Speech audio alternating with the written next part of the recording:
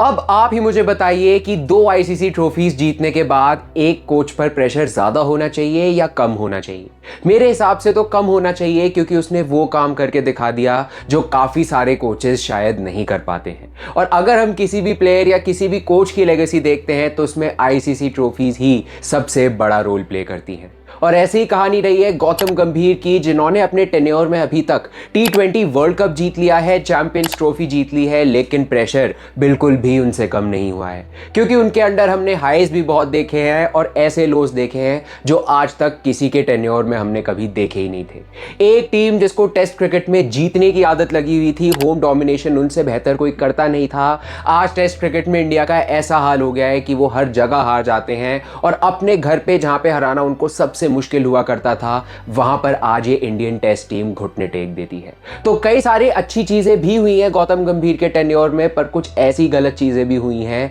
जिन्होंने उनके coaching tenure को काफी ज्यादा स्क्रूटिनी में ला दिया है। कुछ लोग बोलते हैं कि ये कप्तानी की प्रॉब्लम है और कुछ लोग बोलते हैं कि गौतम गंभीर एज अ कोच अपना काम ढंग से नहीं कर रहे हैं और टीम सिलेक्शन में बार बार मात खा रहे हैं। ऐसा हम देख रहे हैं जहां पर टीम इंडिया काफी ज्यादा अचीव भी कर रही है और वहीं दूसरे पल वो काफी ज्यादा नीचे भी गिर रही है। तो क्या गौतम गंभीर का कोचिंग टेन्योर अभी तक एक सक्सेस रहा है या फिर एक बहुत ही बड़ा फेलियर? आइए जानते हैं। आइए अब हम चलते हैं जुलाई 2024 की तरफ, जब राहुल द्रविड़ का as an Indian cricket coach tenure खत्म हो गया था। अभी 2024 का T20 वर्ल्ड कप इंडिया ने जीता था और राहुल द्रविड़ को एक परफेक्ट फेयरवेल मिला। इसके बाद टीम इंडिया के लिए एक नए कोच की तलाश शुरू हो गई थी, जहां पर टीम इंडिया को एक ऐसा कोच चाहिए था जो या तो राहुल द्रविड़ के बाद सिस्टम को चलाए और एक विनिंग सिस्टम कंटिन्यू रखे, या फिर एक ऐसा बोल्ड या रिस्की कोच जो अपना ही एक स्टाइल बनाए और टीम को अपने तरीके से आगे ले जाए। गौतम गंभीर यहाँ पे दूसरे किस्म के कोच थे, जिनको लोग हमेशा से जानते थे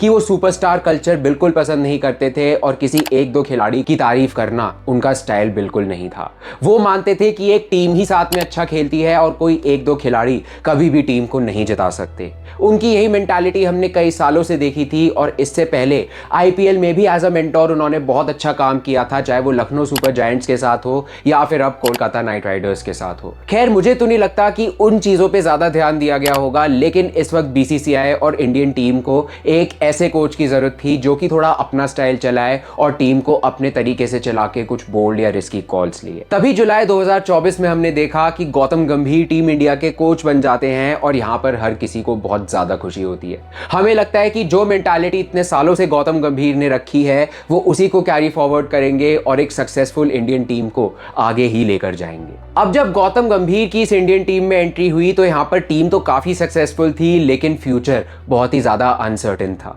Rohit Sharma, Virat Kohli T20 world cup जीतकर उस फॉर्मेट से रिटायर हो चुके थे और रविचंद्रन अश्विन जैसे खिलाड़ी भी अपने लास्ट फेज में थे। यहां पर गौतम गंभीर के पास एक बहुत बड़ा टास्क था कि वो एक ट्रांजिशन पीरियड को अच्छे से हैंडल करें, और चाहे बात टेस्ट क्रिकेट की हो या T20 क्रिकेट की हो, वहां पर टीम बिल्कुल शुरुआत से बनाए जहां पर दिग्गज खिलाड़ी टीम में मौजूद नहीं थे। और गौतम गंभीर हमेशा से एक ऐसे कोच रहे जो कि अनकंफर्टेबल डिसीजंस लेना बहुत अच्छे से जानते थे, और चाहे उसमें टीम से आपको कोई बड़ा प्लेयर ड्रॉप करना हो, उन्हें उस चीज से फर्क नहीं पड़ता था। और गौतम गंभीर का इस पूरे कोचिंग में सिर्फ एक ही मंत्र था कि टीम की परफॉर्मेंस मैटर करती है, इंडिविजुअल परफॉर्मेंसेस नहीं। और ये काम उन्होंने कुछ हद तक अच्छा भी किया, जहां पर उन्होंने 2024 से 26 तक T20 के लिए एक बहुत अच्छा कोर बनवाया इंडियन टीम का, जहां पर सूर्य कुमार यादव को कप्तानी दी गई और उनका और गौतम गंभीर का डुओ इस फॉर्मेट में काफी अच्छा कर रहा था। इसके अलावा टेस्ट क्रिकेट में हमें थोड़े क्रैक्स दिखने शुरू हो गए, जहां पर टीम इंडिया न्यूजीलैंड से अपने घर में व्हाइट वॉश हो गई और उसके बाद बॉर्डर गावस्कर ट्रॉफी में भी 3-1 से उनको हार का सामना करना पड़ा। तो जहां एक फॉर्मेट उन्होंने बहुत अच्छे से लीड किया जो कि T20 का था, टेस्ट क्रिकेट में ये टीम कहीं ना कहीं डामाडोल हो रही थी। और इसके अलावा अगर हम ओडीआईज में देखें तो वहां पर भी काफी ऊपर नीचे परफॉर्मेंस चल रही थी टीम इंडिया की, और देखने वाली बात थी कि आखिर वो राहुल द्रविड़ का बनाया हुआ स्ट्रक्चर कैसे कंटिन्यू करेंगे। खैर, टीम इंडिया इधर उधर सीरीज जरूर हारी, लेकिन जब बात 2025 के चैंपियंस ट्रॉफी की आई, वहां पर गौतम गंभीर ने रिजल्ट्स के साथ डिलीवर किया। उन्होंने इंडिया को चैंपियंस ट्रॉफी जितवाई अपने कोचिंग में, और जो एक विनिंग सिस्टम राहुल द्रविड़ ने 2023 वर्ल्ड कप से बनाया हुआ था उसको बहुत अच्छे से कैरी फॉरवर्ड किया और टीम इंडिया ने चैंपियंस ट्रॉफी अपने नाम कर ली। तो अभी तक टीम इंडिया ने जितना बुरा वक्त टेस्ट क्रिकेट में देखा था उसको लोग कहीं ना कहीं नज़रअंदाज कर रहे थे और ये देख रहे थे कि आईसीसी ट्रॉफीज अभी भी, चाहे कोच बदल गया हो, लेकिन आईसीसी ट्रॉफीज में परफॉर्मेंस अभी भी टीम इंडिया की जारी है। तो अभी तक गौतम गंभीर पे जितने सवाल थे वो तो कम हो गए थे, क्योंकि उन्होंने एज अ कोच अभी एक आईसीसी ट्रॉफी जितवा दी और अंत में वही मैटर करता है कि एज अ प्लेयर या एज अ कोच या एज अ कैप्टन आप कितनी आईसीसी ट्रॉफीज जीतते हो। टी20 क्रिकेट में हमने भी देखा था कि गौतम गंभीर ने कप्तान सूर्य कुमार यादव के साथ एक बहुत ही अच्छा कोर बनवाया, जिसमें शामिल थे अभिषेक शर्मा जो कि एक डैशर थे और पहली बॉल से बहुत अच्छा अटैक कर सकते थे। ये हम कुछ सीजन से आईपीएल में भी देख रहे थे और अब इंडिया के लिए भी वो यही काम कर रहे थे। इसके बाद जब हमने देखा तो इस टीम में काफी ऐसे खिलाड़ी थे जो पहली बॉल से अटैक कर सकते थे और मॉडर्न डे टी20 क्रिकेट में जो टेम्पलेट चाहिए होता है टीम इंडिया ने उसे बहुत अच्छे से अपनाया और इसका रिजल्ट यही था कि सूर्य कुमार यादव की कप्तानी में 2 साल तक इंडिया ने कोई भी बायलैटरल सीरीज नहीं हारी थी और यहां पर टीम इंडिया का टी20 फॉर्मेट में एक डोमिनेशन शुरू हो गया था। और जैसे ही 2026 का टी20 वर्ल्ड कप आया, सबको लगा था कि अपने होम कंडीशंस में टीम इंडिया अपना टाइटल डिफेंड करेगी और टी20 क्रिकेट में एक नई डायनेस्टी लिखेगी। और ऐसा ही कुछ हुआ जहां पर 2026 का टी20 वर्ल्ड कप टीम इंडिया ने जीता, जहां पे ऐसे यंगस्टर्स थे जो पहली बॉल से गेम बना सकते थे। चाहे वो बात अभिषेक की हो, चाहे वो बात ईशान किशन की हो या फिर तिलक वर्मा या किसी भी खिलाड़ी की हो, हर किसी ने बहुत अच्छा परफॉर्म किया। और संजू सैमसन ने जो इस वर्ल्ड कप में एंड में किया उसने तो ये दिखा दिया कि इस फॉर्मेट में इंडिया के पास भर भर के मैच विनर्स हैं और देखकर तो लग रहा था कि जो टी20 क्रिकेट की बेंच स्ट्रेंथ टीम इंडिया के पास है वो दुनिया में किसी के पास कभी हो ही नहीं सकता। अब जहां गौतम गंभीर को काफी सक्सेस एज अ टी20 कोच मिला, वहीं पे एक फॉर्मेट था जो उनकी जगह पे बहुत सवाल उठा रहा था और वो था टेस्ट क्रिकेट। माना ये टीम ट्रांजिशन में चल रही थी और हमने रोहित शर्मा, विराट कोहली, अश्विन जैसे खिलाड़ियों की रिटायरमेंट जरूर देखी, लेकिन इस फॉर्मेट में टीम इंडिया बिल्कुल बिखर गई थी। चाहे हम बात करें न्यूजीलैंड के खिलाफ 2024 में उनको व्हाइट वॉश जरूर मिला और फिर अपने घर में अगले साल साउथ अफ्रीका ने भी उनको बहुत बुरी तरह धूल चटाई। तो इससे तो हमें साफ पता लग गया कि टेस्ट क्रिकेट में बहुत बड़े क्रैक्स हैं और इन पर जल्दी कोई ना कोई एक्शन लेना ही पड़ेगा। और आज ऐसे दिन आ गए हैं कि टीम इंडिया टेस्ट क्रिकेट में उतना अच्छा नहीं कर रही है और वहां पर सबसे ज्यादा सवाल हैं और गौतम गंभीर की अगर सबसे ज्यादा कहीं आलोचना करी जाती है तो वो एज अ टेस्ट कोच ही करी जाती है। तो जब भी हम उनके सक्सेस की बात करते हैं कोई चीज ऐसी आ जाती है जो कि उनको पीछे खींच लेती है और उनके कोचिंग पे एक बहुत बड़ा डाउट ला देती है। और अब तो हमने ये देखा आयरलैंड इंग्लैंड के खिलाफ जो इन्होंने टी20 सीरीज हारी, वहां पर तो एज अ कोच एक और गंदा रिकॉर्ड इनके नाम बन गया और अब फिर से गौतम गंभीर के ऊपर काफी सवाल उठने लगे। एक कोच जिसने कुछ ही महीने पहले टी20 वर्ल्ड कप जितवाया, आज उसको देख के लग रहा है कि वो टी20 में भी फेल है और जो फॉर्मेट गौतम गंभीर ओन किया करते थे एज अ कोच, आज उस पर भी सवाल आ गए हैं। तो चलिए इसी प्रॉब्लम को थोड़ा सा ब्रेक डाउन करते हैं और समझने की कोशिश करते हैं कि क्यों इस फॉर्मेट में गौतम गंभीर इतना ज्यादा स्ट्रगल करते हैं। आइए अब मैं आपसे एक सवाल पूछता हूं, क्या गौतम गंभीर की एज अ कोच फिलॉसफी काफी खराब है? मेरे हिसाब से बिल्कुल नहीं, लेकिन एक फिलॉसफी की हद होती है और अगर अब हम उसको ओवर यूज कर दें तो फिर वो थोड़े टाइम बाद काम करना बंद कर देती है। ऐसा ही कुछ गौतम गंभीर के साथ हुआ, जो कि टी20 के एक एक्सेप्शनल कोच थे और उस फॉर्मेट की नीड्स अलग ही थी। टी20 फॉर्मेट में हम अक्सर देखते हैं कि प्लेयर को प्रेशर क्रिएट करना होता है, चाहे वो अपनी गेंदबाजी से हो या अपनी बल्लेबाजी से हो। और अगर हम टेस्ट क्रिकेट की बात करें, वहां पर प्रेशर को अब्सॉर्ब करना होता है और जो काम ये बेहतर कर दे टेस्ट क्रिकेट में उसी की जीत हो जाती है। टी20 क्रिकेट और टेस्ट क्रिकेट एक तरीके से अलग स्पोर्ट ही है, जहां पर दोनों के डिफरेंट रूल्स हैं, दोनों की डिफरेंट नीड्स है और वहां पर क्रिकेट काफी ज्यादा बदल जाता है। टी20 क्रिकेट में हमने जैसे बात करी कि आपको प्रेशर बनाना पड़ता है और जो ये काम बेहतर करता है वो टी20 में मैचेस जीत जाता है। और टेस्ट क्रिकेट में हमने बात करी कि जो टीम बेटर प्रेशर को अब्सॉर्ब कर लेती है वो बेटर खेलती है। और यही चीज हम देख रहे थे कि टीम इंडिया की हार और जीत में एक ऐसा पैटर्न आ गया था जिसको इग्नोर नहीं किया जा सकता था। चाहे वो होम सीरीज हो न्यूजीलैंड के खिलाफ, जहां पे स्पिन ये टीम बिल्कुल नहीं खेल पा रही थी और जो स्पिनर्स अभी तक इतना अच्छा कर ही नहीं रहे थे न्यूजीलैंड में या उनको इतने मौके नहीं मिल रहे थे, वो इंडियन कंडीशंस को एक्सप्लॉइट करके चले गए। तो कहीं ना कहीं यहाँ पे हमें ये पता लगा कि प्लेयर्स यहाँ पर स्पिन नहीं खेल पा रहे थे और यही उनकी सबसे बड़ी प्रॉब्लम थी। ये एक ऐसा पैटर्न था जो पूरे पूरे एक साल तक चला और उसके अगले साल फिर साउथ अफ्रीका के खिलाफ भी ये टीम सीरीज हार गई। और उसके बाद बॉर्डर गावस्कर ट्रॉफी में भी हमने देखा कि टीम एक दो खिलाड़ियों पर ही ज़्यादा डिपेंडेंट थी और इसी वजह से वो एक मैच से ज़्यादा पूरे टूर में नहीं जीत पाए। सीनियर्स का फॉर्म इधर उधर ज़रूर हुआ, कुछ बड़ी रिटायरमेंट ज़रूर हुई, डेवलपमेंट ज़रूर हुई, लेकिन टीम इंडिया की जो सबसे बड़ी स्ट्रेंथ हुआ करती थी टेस्ट क्रिकेट में वो अब चली गई थी, जो कि था स्पिन बॉलिंग। रविचंद्रन अश्विन के बाद कोई ऐसा स्पिनर अभी तक इस टीम में नहीं आया है जो कि टीम की कमान संभाले और इस टीम का डोमिनेशन आगे बढ़ाए। और इसके बाद एक ऐसा पैटर्न बन गया है जहां पे प्लेयर्स आजकल इतनी पेशेंस नहीं रख रहे हैं और ज्यादातर ऐसे बिट्स एंड पीसेस प्लेयर्स इस फॉर्मेट में खेल रहे हैं जिसकी हमें जरूरत है ही नहीं। ज्यादातर ऑलराउंडर्स भरे जाते हैं, जहां पर गौतम गंभीर को सबसे ज्यादा क्रिटिसाइज किया जाता है कि टेस्ट क्रिकेट में इतने ऑलराउंडर्स की जरूरत आखिर क्यों है। यहां पर स्पेशलिस्ट की ज्यादा जरूरत है जो कि अच्छे बल्लेबाज हो, अच्छे गेंदबाज हो, क्योंकि टेस्ट क्रिकेट में ऑलराउंडर्स बहुत ही बड़ी भूमिका नहीं निभाते। और अगर हम T20 की बात करें, कुछ वैसी अप्रोच वो टेस्ट क्रिकेट में रख रहे हैं मेरे हिसाब से, जिसकी वजह से ये टीम इतना स्ट्रगल कर रही है और टेस्ट क्रिकेट में वो दबदबा एकदम खो चुकी है। तो अब यहाँ पर टीम इंडिया प्रेशर क्रिएट करने की बजाय बल प्रेशर ज़्यादा लेने लगी है और शायद यही एक रीज़न है कि टेस्ट क्रिकेट में इंडिया का इतना डाउनफॉल हो रहा है। और अगर अब हम बात आयरलैंड और इंग्लैंड की T20 सीरीज़ पे करें तो वहाँ पर भी टीम सिलेक्शन और कप्तानी को लेकर बहुत ज़्यादा इश्यूज़ रहे हैं। हम ये बात ज़रूर मानते हैं कि अब T20 में सूर्य कुमार यादव टीम के कप्तान नहीं है और श्रेयस अय्यर अब इंडियन टीम की कप्तानी संभाल रहे हैं। उनकी कप्तानी पर भी बहुत डाउट्स थे और उन्होंने जिस तरीके से टीम को हैंडल किया वो भी अच्छा नहीं था, लेकिन गौतम गंभीर जिस तरीके की टीम सेलेक्ट कर रहे थे या जो भी स्क्वाड सेलेक्ट हो रही है T20 सीरीज के लिए, उसमें समझ ही नहीं आ रहा कि इन प्लेयर्स को आखिर जगह क्यों मिल गई। तो कहीं ना कहीं एक सिस्टम नहीं लग रहा, एक स्ट्रक्चर नहीं लग रहा, जो अभी तक हम T20 क्रिकेट में तो बहुत अच्छे से देख रहे थे,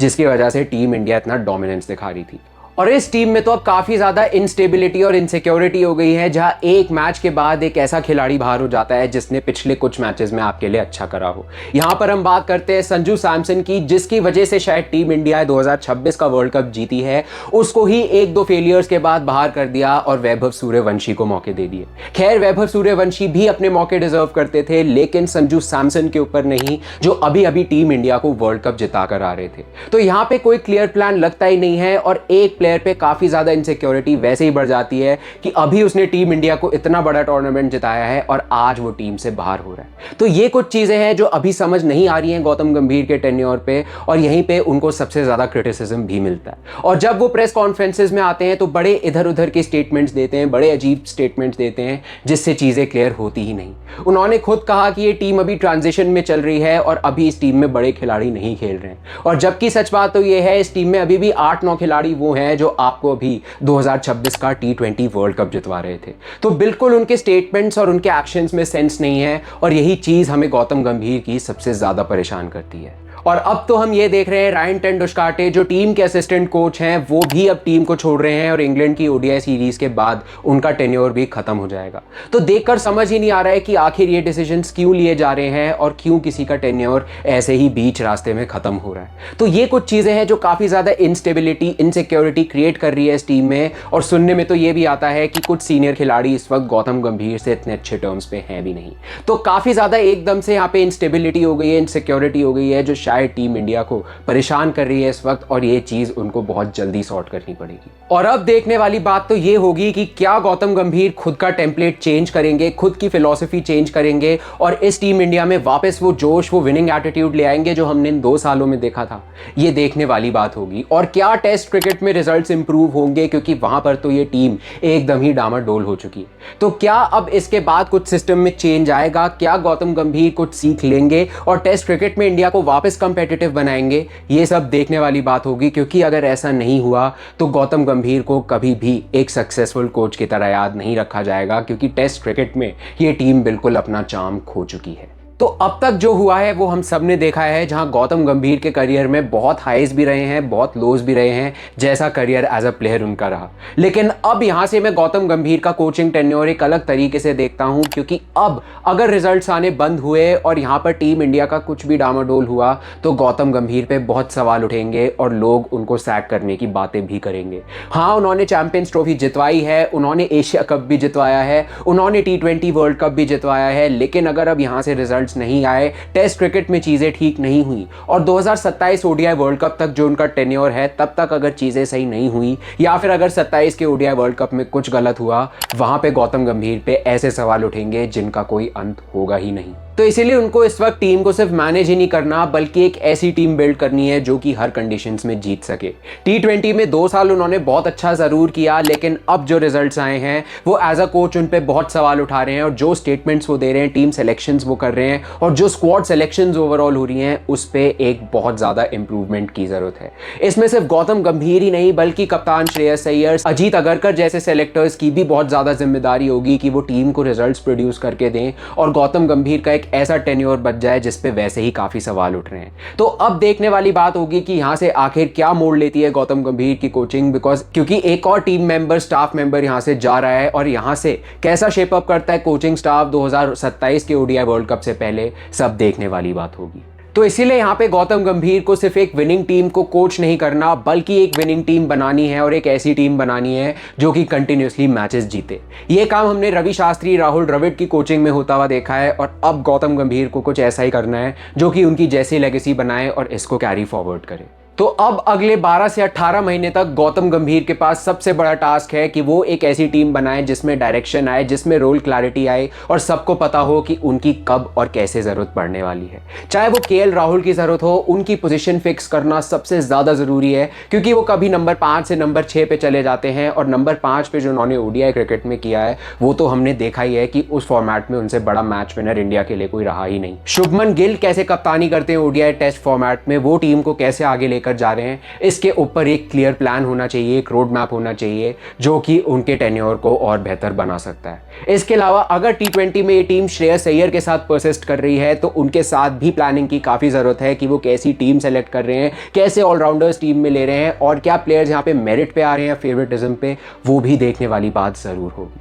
क्योंकि अगर 2027 वर्ल्ड कप आते आते भी टीम इंडिया का कोर क्लियर नहीं हुआ या टीम इंडिया अपने एक विनिंग स्ट्रक्चर में नहीं आई तो फिर उस वर्ल्ड कप में भी बहुत परेशानी होगी और शायद रोहित शर्मा, विराट कोहली जैसे खिलाड़ियों को वो फेयरवेल नहीं मिलेगा जो कि उनको चाहिए होगा। और एक वर्ल्ड कप पहले ही टीम इंडिया के हाथ से निकल चुका था 2023 में, जहाँ पर सारे मैचेस जीतकर वो फाइनल में हार गए। 27 में तो बिल्कुल चाहेंगे कि वो एक एक्स्ट्रा माइल जाएं और टीम इंडिया को वो तीसरा वर्ल्ड कप जिता कर दें जिसकी हमें सबसे ज़्यादा ज़रूरत है। अगले 1-1.5 साल में गौतम गंभीर के पास कि वो इन सब चीज़ों पे बहुत ज़्यादा ध्यान दें और टीम इंडिया को वापस एक विनिंग स्ट्रक्चर, एक विनिंग सिस्टम में लाए जो कि टीम इंडिया को काफ़ी ज़्यादा डोमिनेटिंग भी बना सकती है। तो क्या गौतम गंभीर का टेन्योर एक फेलियर रहेगा या सक्सेस, ये किसी आईसीसी ट्रॉफी से अब डिफाइन नहीं होगा या फिर किसी बायलैटरल सीरीज से नहीं, बल्कि इस बात से डिफाइन होगा कि टीम इंडिया 2027 वर्ल्ड कप आते आते अपनी टीम कैसे सेलेक्ट कर रही है, क्या सारे खिलाड़ियों को सिक्योरिटी दी गई है कि क्या वो फेलियर्स के बावजूद भी इस टीम में रहेंगे और यहाँ पे उनसे क्या एक्सपेक्टेड रहेगा। इन सब बातों से डिपेंड करता है कि क्या एक ऐसा कल्चर है जहां पे सिक्योरिटी है। अगर वो बना दिया गौतम गंभीर, अजीत अगरकर और बाकी सब ने, तो ये टीम डेफिनेटली बहुत अच्छा करेगी और 27 का ओडीआई वर्ल्ड कप भी जीत कर लाएगी। और यहां से टेस्ट क्रिकेट कैसा जाता है, बायलैटरल सीरीज में कैसी परफॉर्मेंस रहती है, सारा ध्यान अब उसी पे रहने वाला है। तो चलिए आज के लिए बस इतना ही। अब आप हमें कमेंट्स में जरूर बताइए कि क्या गौतम गंभीर अपने बचे हुए कोचिंग टेन्योर में कुछ बहुत ही इंस्पायरिंग कर सकते हैं और टीम इंडिया को 2027 का ओडीआई वर्ल्ड कप जितवा सकते हैं और एक ऐसी टीम बना सकते हैं जो काफ़ी ज़्यादा सिक्योर हो और जहां पे सबको अपने रोल्स बहुत अच्छे से पता हो और एक ऐसा सिस्टम बन जाए जो टीम इंडिया को कंसिस्टेंटली मैचेस जिताए। आप हमें ज़रूर बताइए और अगर आपको ये वीडियो पसंद आई हो तो please like, comment, share and subscribe to my channel and keep watching the cricket show with Sid.